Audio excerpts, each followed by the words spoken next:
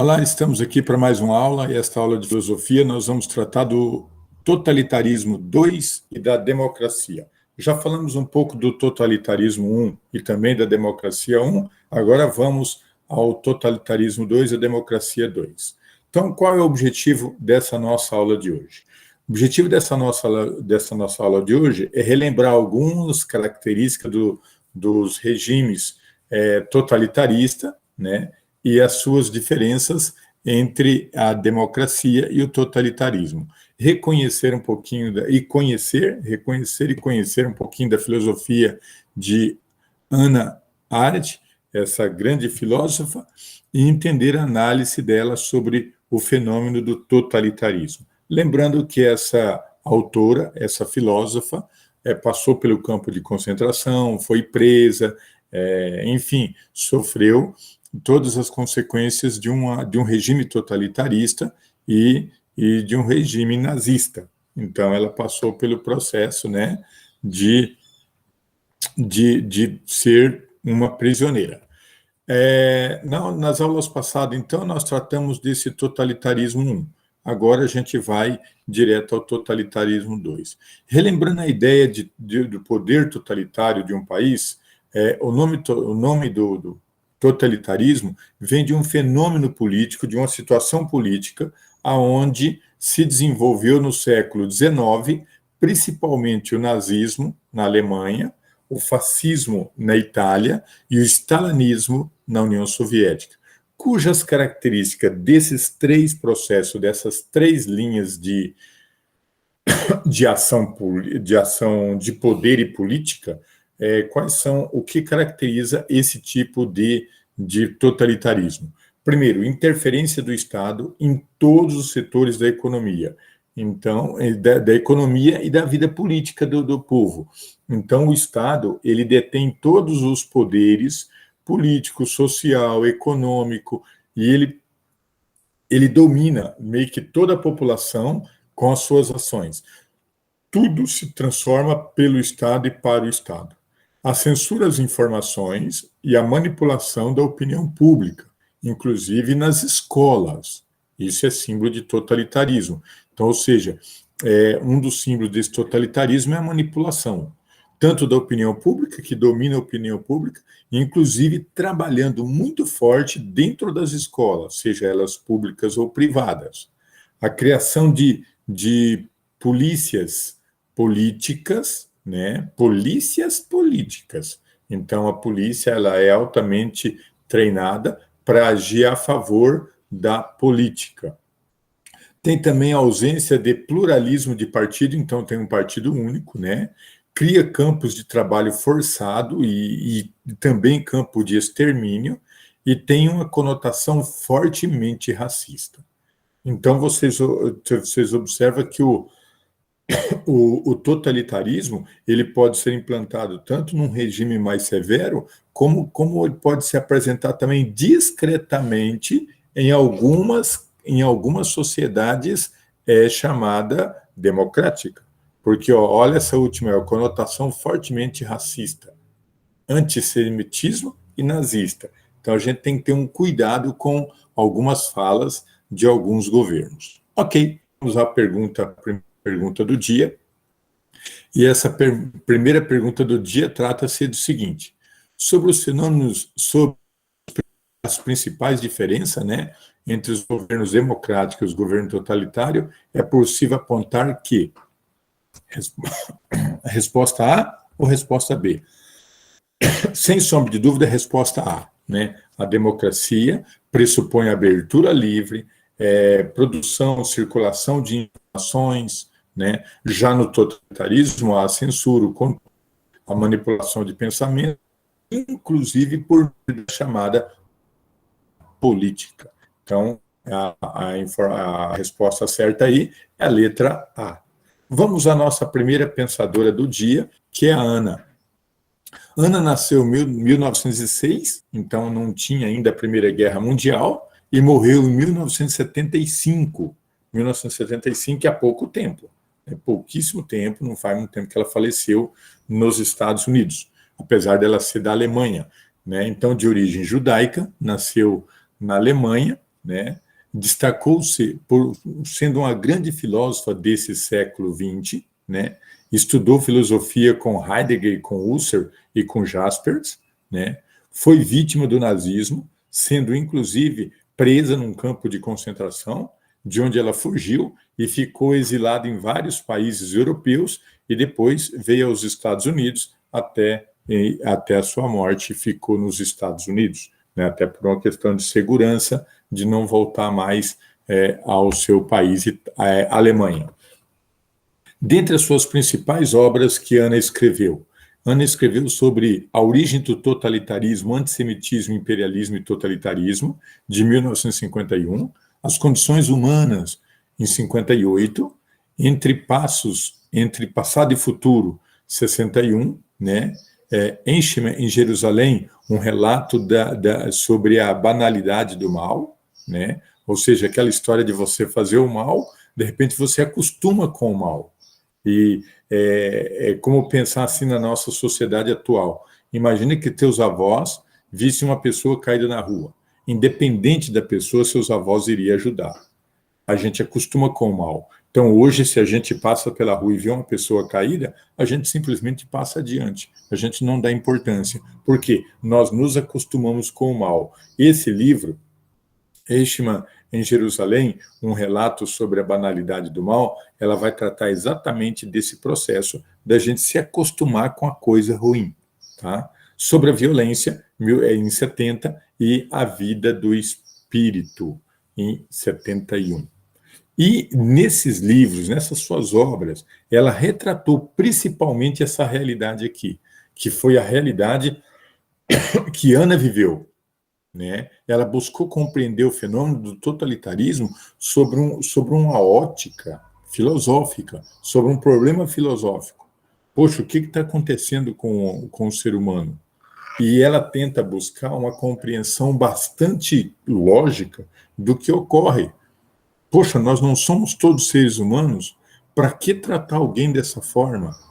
E o questionamento da Ana nos leva a pensar o seguinte: se gasta milhões hoje para recuperar uma vida, né? Por exemplo, se alguém precisa de um transplante, você mobiliza toda uma equipe médica, seja aqui numa cidade, em outra cidade, a 300, 400, 500, 600 quilômetros, mobiliza uma equipe médica lá, mobiliza uma equipe médica aqui, a pessoa teve um acidente ou né, são doadores de órgão, tira o órgão da pessoa daqui, leva para lá de avião, mobiliza tudo, helicóptero, então gasta-se muito dinheiro para salvar uma vida. E ao mesmo tempo que você gasta muito dinheiro para salvar uma vida, vem o outro aí do nada, com uma arma, com a violência, muitas vezes sem razão nenhuma, tira a vida do outro. Então ela tenta entender isso do ponto de vista filosófico. Como se valoriza tanto a vida e como se perde a vida muito facilmente por banalidades que não tem nada a ver, muitas vezes, por situações banais do dia a dia. De repente, uma discussãozinha de trânsito, vem outro lá e mata o outro. Que isso? Então, essa compreensão que ela busca, esse entender esse fenômeno do totalitarismo sob o ponto de vista filosófico. Parece que quem está exercendo a função de totalitarista parece que nem é humano. Porque deixar o cidadão numa situação dessa, né, homens aí de 80, 90 quilos, se reduzir a 30, 40 quilos, né, vira pele e osso simplesmente, né? É muito complicado. E aqui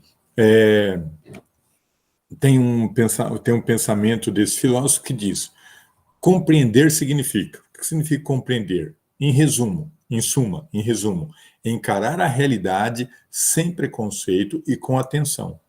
E resistir a ela, qualquer que seja. Então, compreender uma coisa, você só vai compreender uma coisa se você encarar essa situação sem preconceito.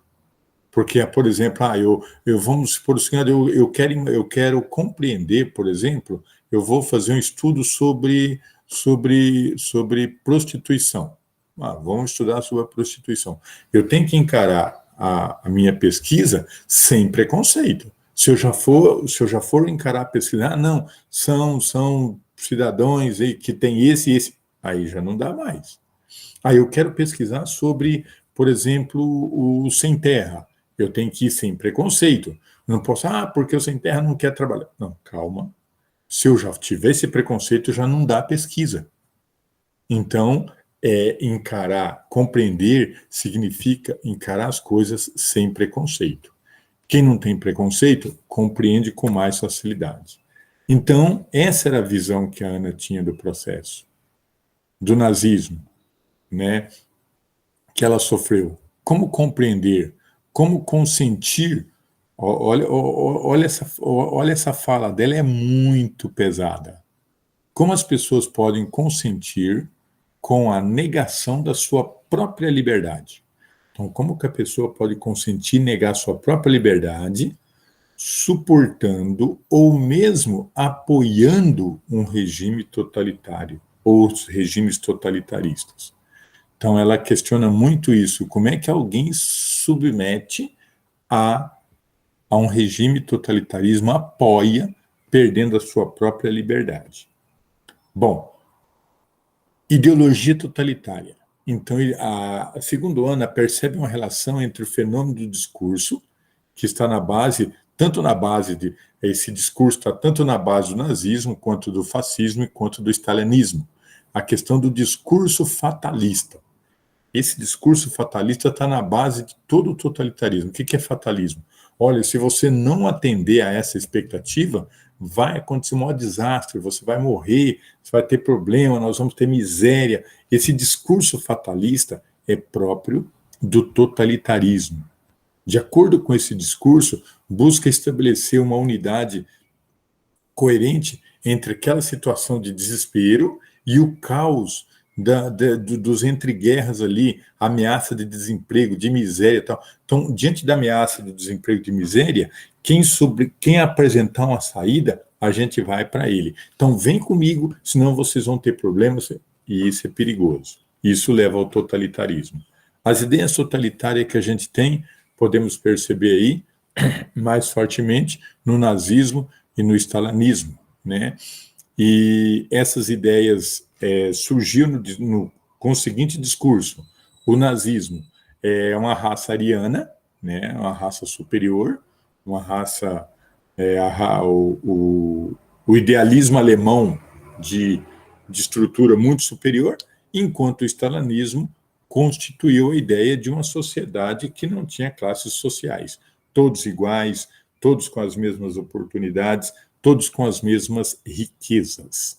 E aí vai vir os cartazes e as propagandas. Ou apresenta a miséria como possibilidade nos cartazes, ou apresenta o líder como um grande, quase como um deus, como uma pessoa superior, superstar, super pop, super-homem. Então, essa é uma técnica muito apropriada de um regime totalitarismo, né? Ou o cartaz da miséria, ou o cartaz de um líder quase que um popstar, e ao mesmo tempo é um herói, é uma pessoa que está aí, né, à frente de qualquer situação. Então, se você for ler um pouquinho sobre, né, sobre a Alemanha, você vai ver que desde o início ele reconheceu o potencial do cinema. Hitler investiu muito em cinema, tá? Investiu muito em cinema. Foram produzidos 1.350 filmes durante o governo de Hitler na Alemanha. Né? O principal filme dessa época é um documentário chamado Eterno Judeu, de 1940, que apresentava o povo judeu como inimigo a ser vencido. E foi um dos principais documentários da época. Agora, a gente vendo um quiz aqui para falar se é verdadeiro ou falso, conforme apresenta o cartaz aí do lado direito. Então, na pergunta dizendo que o nazismo faz a propaganda oficial retratando um judeu inferior, com característica desumana, tal, verdadeira. E também as principais características do regime totalitarismo é a manipulação da opinião pública. Perfeito. E o terror? O totalismo e o terror, ele é compreendido como o totalismo apresenta o outro lado não totalitarista como terror, e é compreendido com maior realização dos projetos políticos totalitários, que consiste em constante suspeita, pensamento sempre perigoso e assim por diante. Então, esse é um dos problemas que a gente tem para enfrentar. Então, aí tem o filme, a Hannah Arendt, né, Ideias que Chocaram o Mundo, de 2013, né, A Banalidade do Mal, vai tratar disso, né, e aqui tem um texto que mostra um pouquinho sobre esse período, sobre a questão desse filme, né, a narrativa, como que houve aí. Se for assistir o filme, é bom dar uma lida nesse trecho aqui, né. Analisa a alternativa e explica as ideias de Anne a respeito da banalidade. Então, a resposta certa é a B, ou seja, no contexto nazista, o mal é identificado como cotidiano, ou seja, um trivial, absoluto e normal, coisa tranquila. Isso não é bem verdade. Revisando, então, a nossa aula de hoje, nós falamos um pouco das características desses regimes totalitaristas, né? Seja ele Alemanha, seja ele bom, né? E conhecer um pouquinho de Anna, que que trabalhou esses regimes totalitaristas, a questão do terror e a questão da banalidade que ocorreu e que ocorre a partir do ser humano, que ele acostuma com essa banalidade. Então foi essa nossa aula de hoje. Até uma